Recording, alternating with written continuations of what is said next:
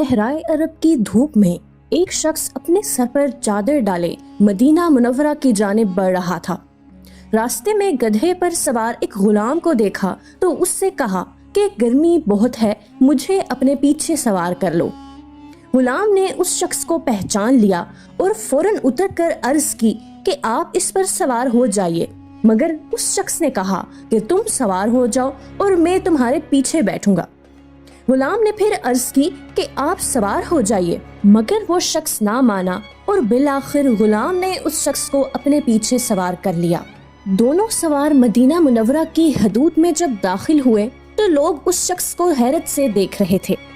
غلام کے پیچھے سوار ہونے والا شخص کوئی عام شخص نہیں بلکہ یہ وہ عظیم ہستی تھی جس نے کفر و گمراہی کے شہروں میں ہدایت کی شمع روشن کی، کیسر و کسریٰ کے غرور کو خاک میں ملایا اور جس کے دور حکومت میں 1000 سے زائد شہر فتح ہوئے اور 4000 سے زائد مساجد تعمیر کی گئیں۔ یہ محترم ہستی امیر المومنین حضرت سیدنا عمر فاروق رضی اللہ تعالیٰ عنہ کی ذات مقدسہ تھی۔ ناظرین، آپ رضی اللہ تعالیٰ عنہ کی کنیت ابو حفظ اور لقب فاروق اعظم ہے۔ آپ دراز قد، بھاری جسم اور سفید رنگت والے، جبکہ آپ کی داڑھی مبارک گھنی تھی۔ آپ رضی اللہ تعالیٰ عنہ عام الفیل کے تقریباً 13 سال بعد پیدا ہوئے، یوں آپ کی تاریخ ولادت 583 عیسوی ہے۔ آپ اشراف قریش میں اپنی ذات اور خاندان کے لحاظ سے بہت ہی ممتاز تھے۔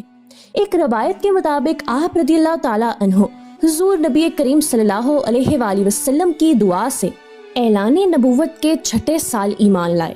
آپ رضی اللہ تعالیٰ عنہ کے ایمان لانے پر مسلمانوں میں خوشی کی لہر دوڑ گئی۔ ناظرین، آپ رضی اللہ تعالیٰ عنہ تمام غزوات میں مجاہدانہ شان کے ساتھ کفار سے لڑتے رہے، کئی مارکوں میں سپہ سالار کے فرائض بھی انجام دیے۔ آپ رضی اللہ تعالیٰ عنہ تقوی، عدل و انصاف اور خدا خوفی کے جس مقام پر فائز تھے وہ آپ کا ہی حصہ ہے۔